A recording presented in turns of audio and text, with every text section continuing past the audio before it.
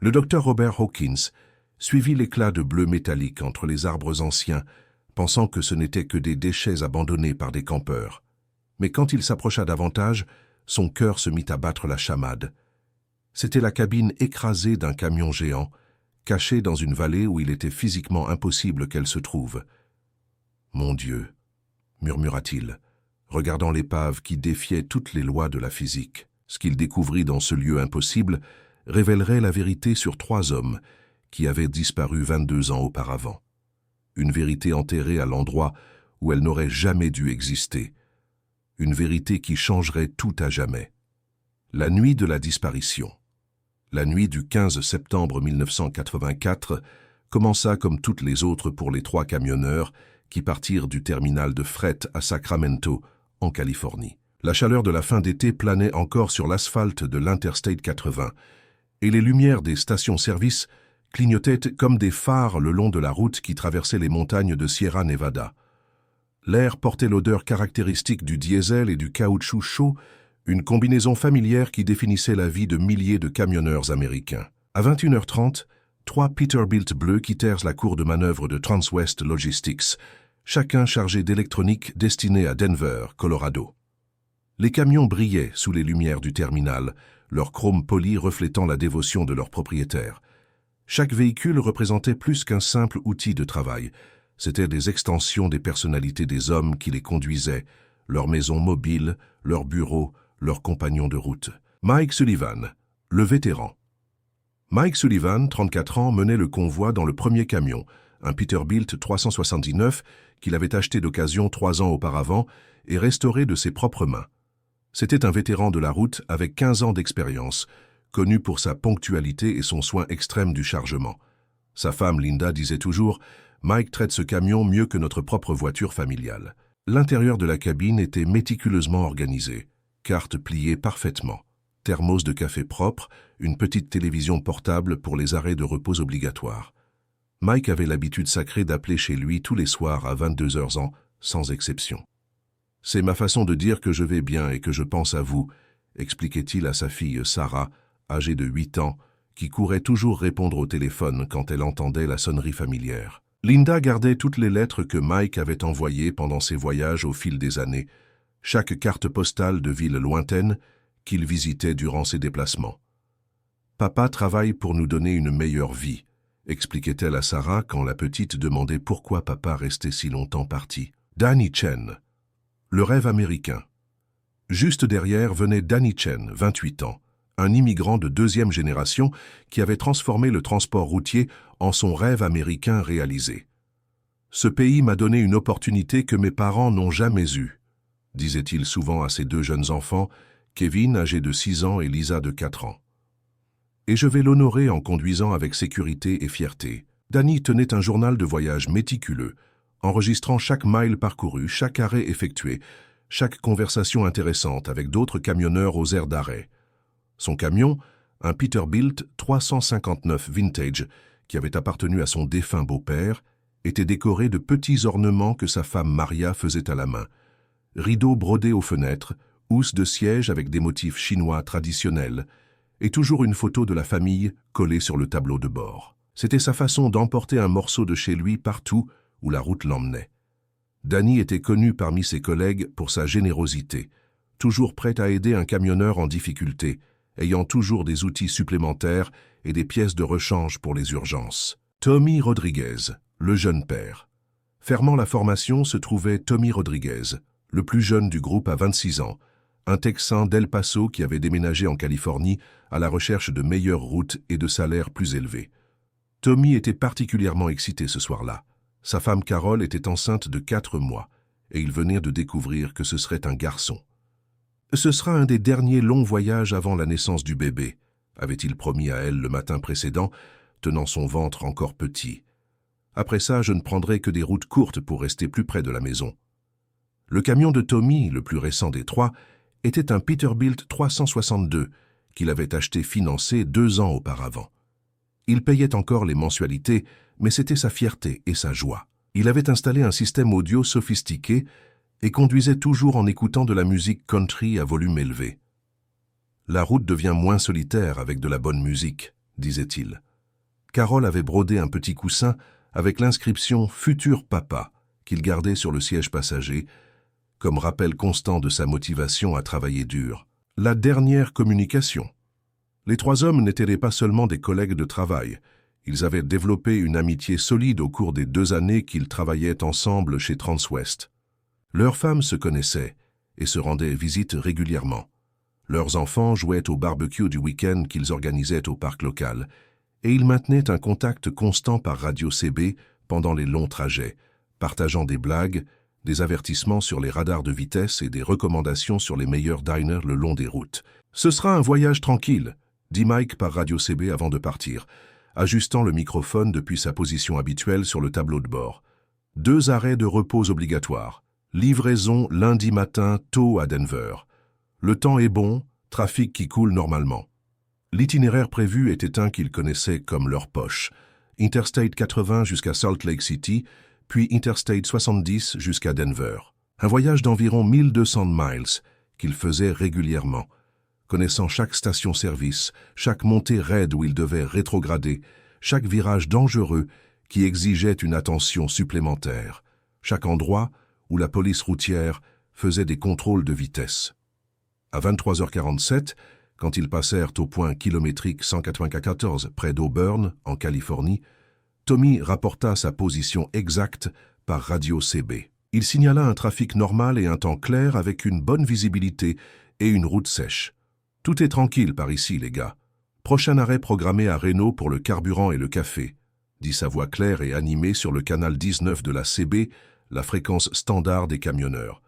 Danny confirma sa position juste derrière, ajoutant que le moteur fonctionnait parfaitement et que Maria avait préparé des sandwichs supplémentaires au cas où quelqu'un aurait faim pendant le voyage. Mike fit un signe depuis la cabine du premier camion et confirma que tout le monde était en formation, maintenant la distance de sécurité réglementaire entre les véhicules.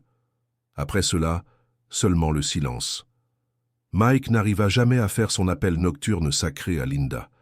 Danny ne contacta pas Maria avant de dormir, comme il le faisait toujours depuis le premier jour de leur mariage.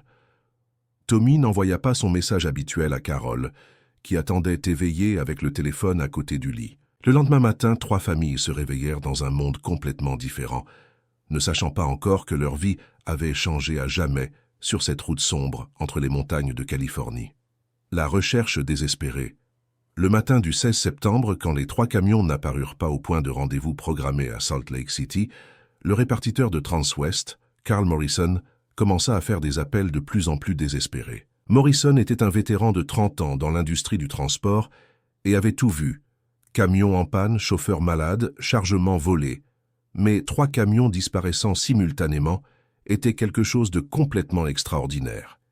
Il essaya d'abord les téléphones des motels où les hommes s'arrêtaient habituellement pendant cette route, le Desert Inn à Reno, le Mountain View Lodge à Elko, Nevada. Rien. Les employés ne se souvenaient pas d'avoir vu les Peterbilt bleus distinctifs de Transwest, puis il contacta systématiquement chaque station-service le long de l'Interstate 80, parlant aux gérants de nuit et aux pompistes du service de nuit. Aucun d'eux ne se souvenait d'avoir fait le plein de 3 camions bleus voyageant en convoi. C'était comme si 3 camions de 80 000 livres chacun, avec leur chargement d'électronique valant plus d'1 million de dollars, s'étaient simplement dissous dans l'air des montagnes de Californie. L'angoisse des familles. À 14 ans, quand il devint clair que quelque chose était terriblement mal, les familles commencèrent à se rassembler au bureau de Transwest à Sacramento. Le bâtiment de bureau modeste, qui résonnait normalement du son de téléphone qui sonne et de répartiteurs coordonnant les routes, était devenu un centre de crise improvisé. Linda Sullivan fut la première à arriver, conduisant sa Ford Escort bleu clair avec des mains qui tremblaient au volant. Elle avait appelé le bureau de Transwest à 8h du matin quand Mike n'avait pas appelé la nuit précédente, et à nouveau à 10h quand elle n'arrivait pas à le joindre par radio CB. Maintenant, elle tenait fermement la main de sa fille Sarah, âgée de 8 ans, qui avait manqué l'école ce jour-là parce que Linda ne pouvait se concentrer sur rien d'autre que l'absence de nouvelles de son mari. « Mike n'aurait jamais manqué d'appeler », répétait Linda à quiconque voulait l'entendre, sa voix croissant en intensité et en désespoir à chaque répétition. « Il appelle tous les soirs à 22h, sans exception depuis 15 ans. Même quand il est malade, même quand il est fatigué, même quand l'appel coûte cher depuis un téléphone public au milieu de nulle part, quelque chose de terrible s'est passé. Maria Chen arriva 1 heure plus tard avec ses 2 jeunes enfants, Kevin âgé de 6 ans et Lisa de 4 ans, le visage pâle d'inquiétude et d'épuisement. Elle avait passé la nuit éveillée, attendant un appel qui ne vint jamais. Danny a dit qu'il serait à la maison dimanche soir pour le dîner spécial d'anniversaire de mariage, expliqua-t-elle à Linda. Ils n'auront jamais une promesse avec les enfants. Jamais. Carol Rodriguez fut la dernière à arriver, ayant conduit toute la nuit depuis San Diego, où elle était allée rendre visite à sa mère et faire des examens prénataux avec un spécialiste recommandé. Elle était visiblement enceinte de 4 mois, et le long voyage avait laissé son dos douloureux et ses chevilles enflées. Tommy était si excité à propos du bébé, dit-elle entre les sanglots, une main instinctivement protectrice sur son ventre. Il a dit que ce serait un des derniers longs voyages avant la naissance. L'enquête officielle. La California Highway Patrol fut alertée à 15h30, après que Carl Morrison eut épuisé toutes les possibilités d'explication bénigne pour la disparition. L'officier Jack Morrison, sans lien de parenté avec le répartiteur, un vétéran de 20 ans de la force qui avait enquêté sur des centaines d'accidents dans les montagnes traîtresses de Californie, prit l'affaire comme une disparition de personnes. Jack avait vu de nombreux accidents mortels dans les montagnes de Sierra Nevada, des voitures qui étaient sorties de la route dans des virages glacés, des chauffeurs qui s'étaient endormis au volant et avaient plongé dans des ravins, des collisions frontales dans un brouillard dense. Mais 3 camions de grande taille disparaissant simultanément était quelque chose de complètement sans précédent dans sa carrière. La recherche initiale se concentra sur l'Interstate 80, entre Auburn et la frontière avec le Nevada, un tronçon particulièrement difficile de 150 miles à travers un terrain montagneux traître, avec des élévations variant de 500 à plus de 7000 pieds au-dessus du niveau de la mer.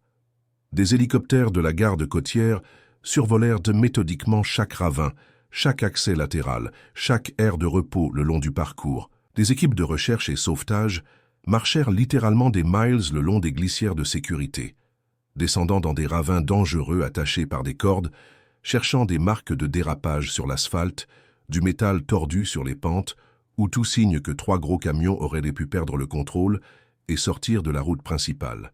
« C'est simplement impossible », murmura Jack Morrison après une semaine de recherche intensive et infructueuse. 3 camions de 18 roues, pesant chacun 40 tonnes quand ils sont chargés, ne disparaissent pas simplement sans laisser de traces. Mais les montagnes de Sierra Nevada semblaient avoir complètement englouti les 3 véhicules et leurs occupants, comme si une force surnaturelle les avait retirés de la surface de la Terre. Années d'incertitude. Les années qui suivirent passèrent comme une blessure qui ne guérissait jamais complètement, laissant des cicatrices invisibles mais permanentes dans les vies des 3 familles. Linda Sullivan prit la décision la plus difficile de sa vie à l'été 1985, vendre la maison à Sacramento, où elle avait construit tous ses souvenirs avec Mike, et déménager en Oregon avec Sarah. Chaque fois que je vois un camion bleu sur la route, mon cœur s'arrête pendant une seconde, avoua-t-elle des années plus tard à une thérapeute. Pour un instant fou, je pense toujours que ça pourrait être Mike qui rentre à la maison, qu'il a peut-être été perdu tout ce temps et a finalement trouvé le chemin du retour. Sarah grandit sans père. Mais Linda garda sa mémoire vivante à travers des histoires détaillées et des albums photos soigneusement organisés. Elle conserva religieusement toutes les lettres que Mike avait envoyées pendant ses voyages au fil des années. Chaque carte postale de ville lointaine avec ses messages d'amour griffonnés au dos. « Ton père était un homme bon et travailleur », disait toujours Linda à Sarah, surtout pendant les moments difficiles de l'adolescence quand la fille se demandait pourquoi elle avait été abandonnée. Il aimait la route parce qu'elle nous offrait une bonne vie, mais il aimait encore plus sa famille. Il ne serait jamais parti volontairement. La lutte de Maria. À Los Angeles, Maria Chen affrontait ses propres démons. Elle retourna chez ses parents à Chinatown, élevant Kevin et Lisa avec l'aide de la famille élargie dans un petit appartement au-dessus du restaurant familial. Elle ne se remaria jamais, malgré la pression constante des parents et de la communauté sino-américaine. « Danny était l'amour de ma vie », disait-elle quand quelqu'un demandait des relations ou suggérait connaître un homme convenable pour elle. « Comment puis-je remplacer quelqu'un dont je ne sais même pas s'il est vraiment mort ?» Maria transforma sa douleur en action productive. Elle devint une défenseur infatigable des droits des camionneurs, organisant des groupes de soutien pour les familles de chauffeurs disparus et faisant pression pour de meilleurs protocoles de sécurité dans l'industrie du transport. Tommy Jr. et la recherche du père. Au Texas, Carol Rodriguez faisait face au défi unique d'élever un fils qui ne connaîtrait jamais son père. Elle donna naissance à Thomas Jr. en janvier 1985, un bébé en bonne santé avec les yeux sombres de son père et le sourire lumineux que Tommy avait hérité de sa propre mère. Tommy Jr. grandit fasciné et obsédé par les histoires de son père disparu. À 10 ans, il commença à collecter des cartes des routes que Tommy avait l'habitude de conduire, marquant avec des épingles rouges toutes les villes que son père avait visitées et créant des théories élaborées sur ce qui avait pu se passer cette nuit fatale de septembre. « Un jour, je vais le trouver », déclara-t-il à 12 ans, avec la confiance inébranlable de la jeunesse. « Je vais conduire sur toutes les routes qu'il a conduites jusqu'à ce que je trouve un indice. » La découverte impossible.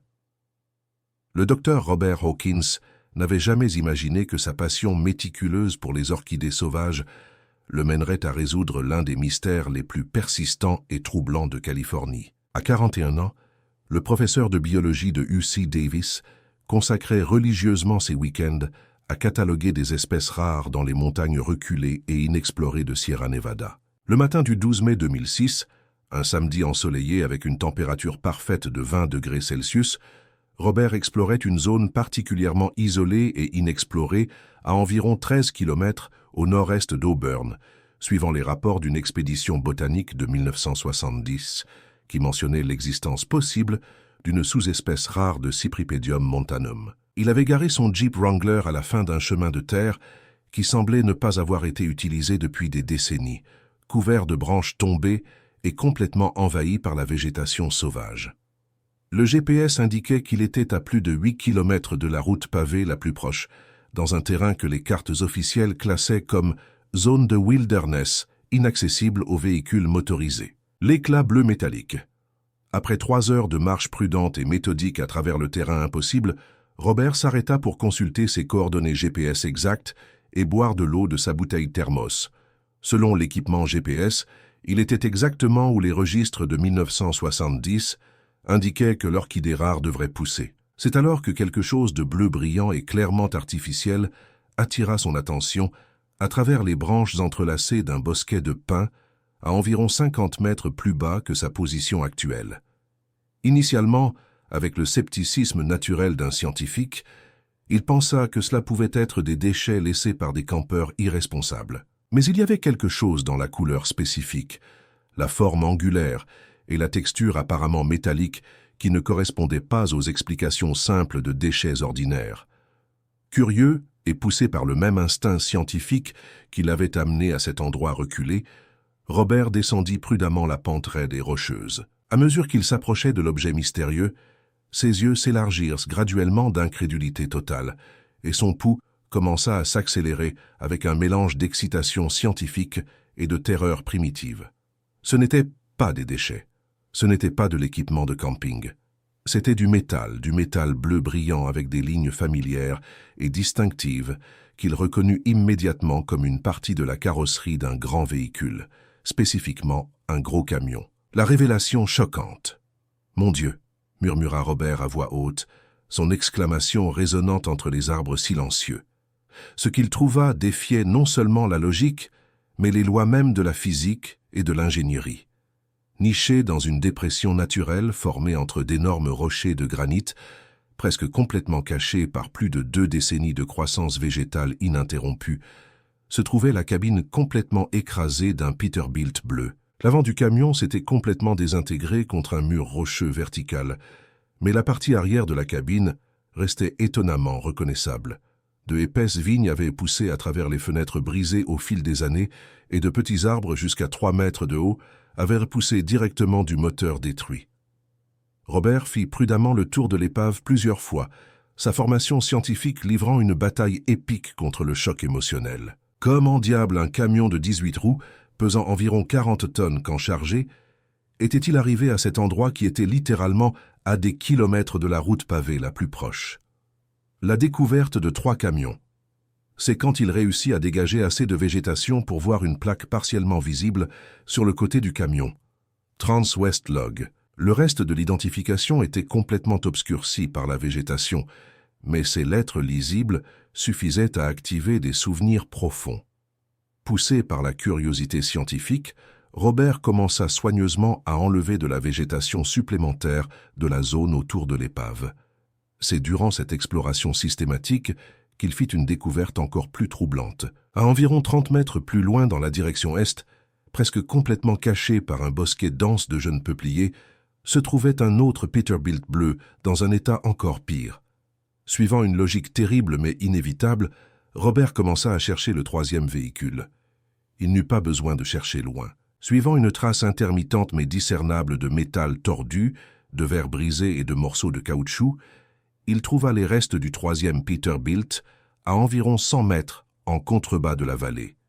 Ce troisième camion s'était écrasé contre un mur rocheux vertical avec une force si destructrice qu'il s'était littéralement cassé en deux. La cabine était séparée du châssis de presque 20 mètres, comme si une force gigantesque et surnaturelle avait simplement arraché les deux parties du véhicule.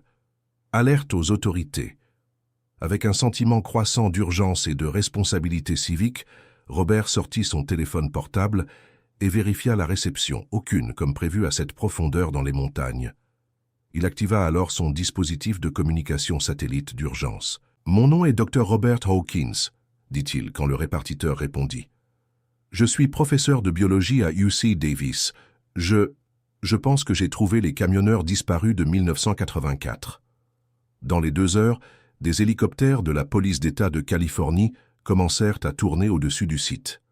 Le capitaine John Walsh, qui avait été un jeune officier patrouilleur pendant les recherches intensives originales de 1984, fut descendu par câble avec une équipe médico-légale spécialisée. Quand les pieds de Walsh touchèrent le terrain irrégulier de la vallée et qu'il vit l'épave massive de ses propres yeux expérimentés, sa réaction fut immédiate et profondément troublante. « Jésus-Christ tout-puissant », murmura-t-il. « Comment diable sont-ils arrivés ici? C'est simplement impossible. » La vérité enterrée. Des équipes médico-légales spécialisées descendirent dans la vallée en utilisant de l'équipement d'alpinisme militaire pendant les jours suivants. Ce qu'ils trouvèrent à préserver dans l'épave était encore plus troublant que l'impossibilité physique de l'emplacement des véhicules. Dans le premier camion, identifié par les numéros de série comme appartenant à Mike Sullivan, ils découvrirent des restes humains encore attachés à la ceinture de sécurité. Le corps avait été naturellement momifié par l'air extrêmement sec de la montagne. Dans la couchette derrière le siège du conducteur, une valise en cuir avec des vêtements était étonnamment bien conservée. Une photo de la famille Sullivan était encore collée au tableau de bord avec du ruban adhésif. Plus troublant encore, ils trouvèrent un petit cadeau emballé et étiqueté « Pour Sarah, avec amour de papa ». La lettre de Tommy, le deuxième camion, contenait le journal de voyage méticuleux de Danny. La dernière entrée du journal était datée du 15 septembre 1984. Dernier voyage, avant notre 5e anniversaire de mariage la semaine prochaine. Maria a fait des biscuits de fortune spéciaux à emporter sur la route. J'ai hâte de rentrer à la maison et de célébrer.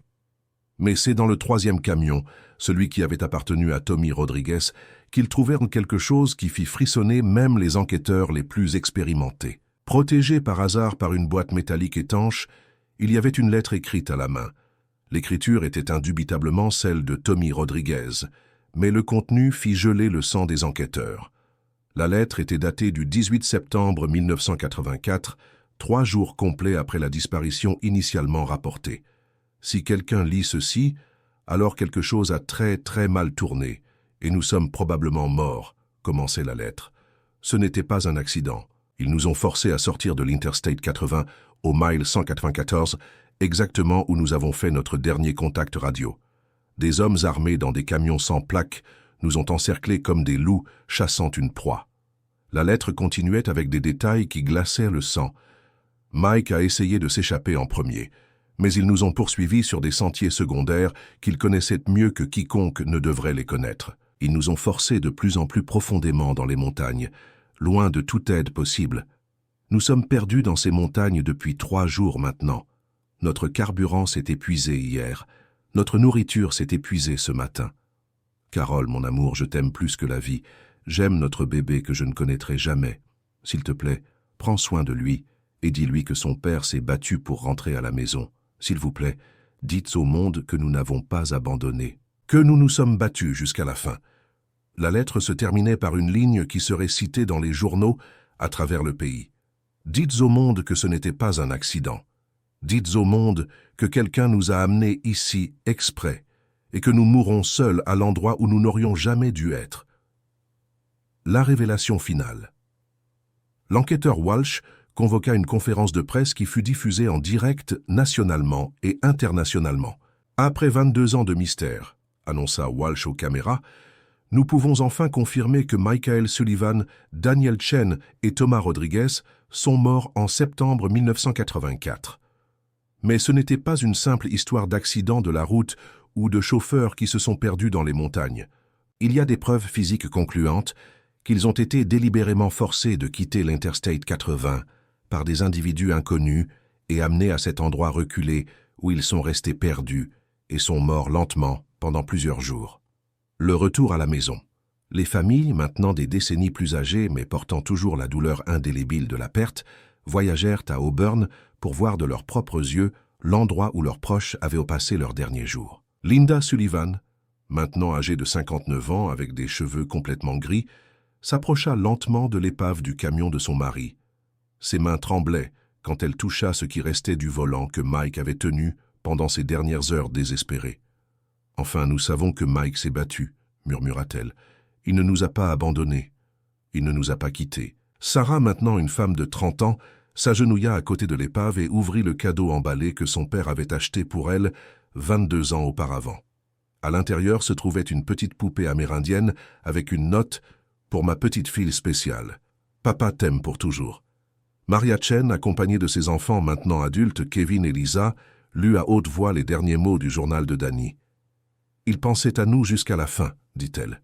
Même perdu et mourant, il pensait à rentrer à la maison. » Carol Rodriguez amena son fils Tommy Jr., maintenant âgé de 22 ans, exactement le même âge que son père quand il mourut.